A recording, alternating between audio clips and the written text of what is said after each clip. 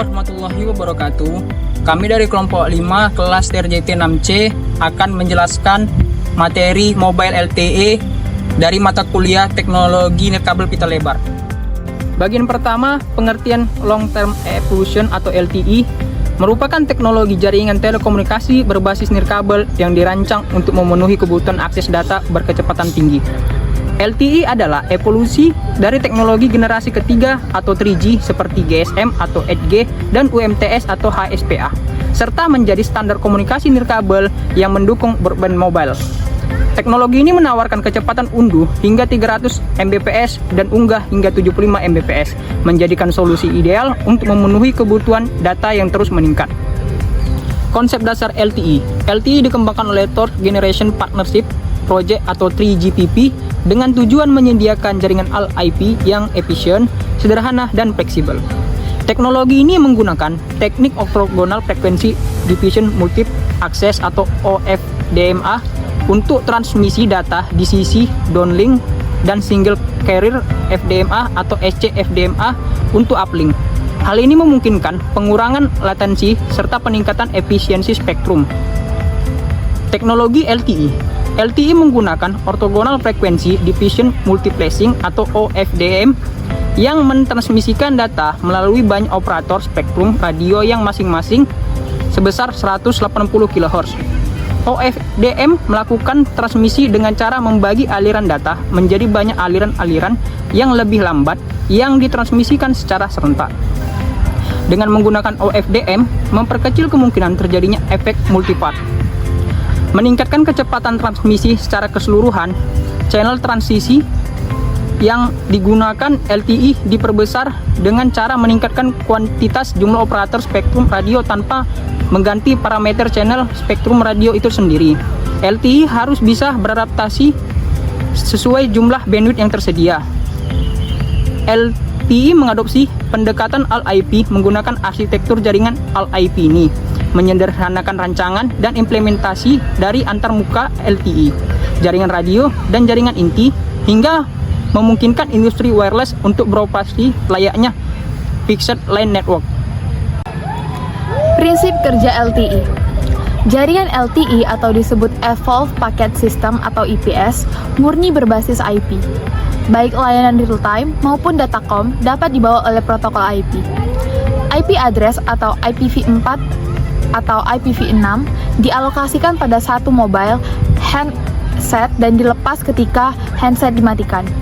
LTE Multiple Access berbasis OFDMA atau Orthogonal Frequency Division Multiple Access yang dapat mencapai kecepatan data yang sangat tinggi. Hal ini dikarenakan orde modulasi yang tinggi, 64 QAM, bandwidth yang besar sampai 20 MHz, dan transmisi MIMO yang digunakan pada arah downlink sampai 4x4. Secara teori, kecepatan data sampai 170 Mbps pada arah uplink dan dengan MIMO dapat mencapai 300 Mbps pada arah downlink. Bagian core network dari LTE yang disebut Evolved Packet Core telah dipersiapkan untuk teknologi lain yang tidak dikembangkan oleh 3GPP seperti WiMAX dan Wi-Fi. Ada yang bersifat trust dan not trust, tergantung perjanjian bisnis antara operator. Jaringan LTE sederhananya terdiri dari base station yang disebut Evolved Node B. Berbeda dengan sistem 3G, pada EPS tidak terdapat controller atau RNC. Jadi antar E dan B secara langsung terkoneksi melalui interface X2. Untuk memperoleh efisiensi spektrum radio yang tinggi, pada arah downlink digunakan OFDMA, dan untuk uplink menggunakan SC-FDMA, yang disebut juga DFT atau Discrete Fourier Transform Spread OFDMA. OFDM adalah suatu teknik modulasi dengan membagi satu bandwidth frekuensi pembawa atau carrier wideband menjadi beberapa sub-carrier narrowband. Arsitektur LTE.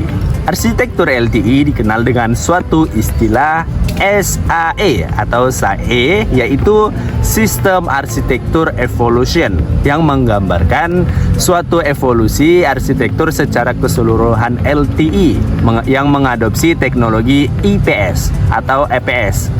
yaitu kepanjangan dari Evolve Packet System. Nah, di dalamnya itu terdapat 3 komponen penting, yaitu UE, User Equipment, EUTRAN, Evolve UMTS Terrestrial Radio Access Network, dan EPC, Evolve Packet Core. Kemudian kita masuk ke dalam arsitekturnya. Nah, di dalam arsitektur LTE ini, mobile LTE ini ada user equipment yang pertama, kemudian yang kedua ada EUTRAN, kemudian yang ketiga ada Evolve Packet Core atau EPC, kemudian yang keempat ada Mobile Management Entity atau MME, kemudian yang kelima ada Home Subscription Service atau HSS, kemudian yang keenam ada Service Gateway atau SGW, kemudian yang ketujuh ada paket data network gateway atau PDN GW, kemudian yang ke-8 ada policy and charging rules function atau PCRF.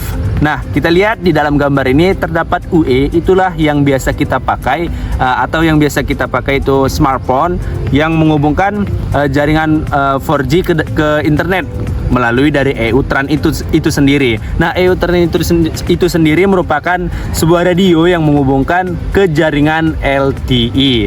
Di situ bisa kita lihat ada user plan, kemudian ada control plan. User plan itu adalah yang menggunakan garis yang tidak terputus, dan control plan adalah garis yang putus-putus. Nah, kita lihat di situ ada SGW, PDN-GW, PCRF, kemudian ada HSS, MM. Nah, untuk user plan sendiri biasanya dari EUTRAN itu langsung ke Service Gateway, kemudian langsung ke PDN-GW. Nah, berbeda dengan control plan, itu bisa di-switching kemana saja, seperti dari SGW ke MME, atau dari EUTRAN langsung ke MME, atau langsung ke PDN-GW, baik itu ke PCRF maupun HSS.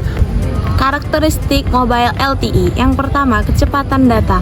LTE memiliki kecepatan data yang lebih tinggi dibandingkan dengan 3G, yaitu 100 Mbps untuk arah downlink dan 50 Mbps untuk arah uplink.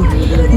Kapasitas jaringan. Kapasitas jaringan dari LTE lebih besar dibandingkan dengan 3G, sehingga dapat menampung lebih banyak pengguna. Yang ketiga, latensi. LTE memiliki latensi yang lebih rendah dengan 3G, yaitu sekitar 50 milisecond. Keempat, untuk kualitas jaringan. LTE memiliki kualitas jaringan yang lebih baik dibanding dengan 3G dengan kemampuan menyediakan layanan audio, video yang berkualitas tinggi. Yang kelima, efisiensi spektrum. LTE dapat beroperasi pada frekuensi seperti 700 MHz, 1800 MHz, hingga 3500 MHz dengan pita lebar yang disesuaikan diantaranya 5, 10, 15, atau 20 MHz. Mobilitas. LTE mendukung head-over antar seluler dengan latensi rendah sehingga ideal untuk perangkat bergerak seperti smartphone dan tablet. Aplikasi mobile LTE diantaranya yang pertama, layanan video streaming.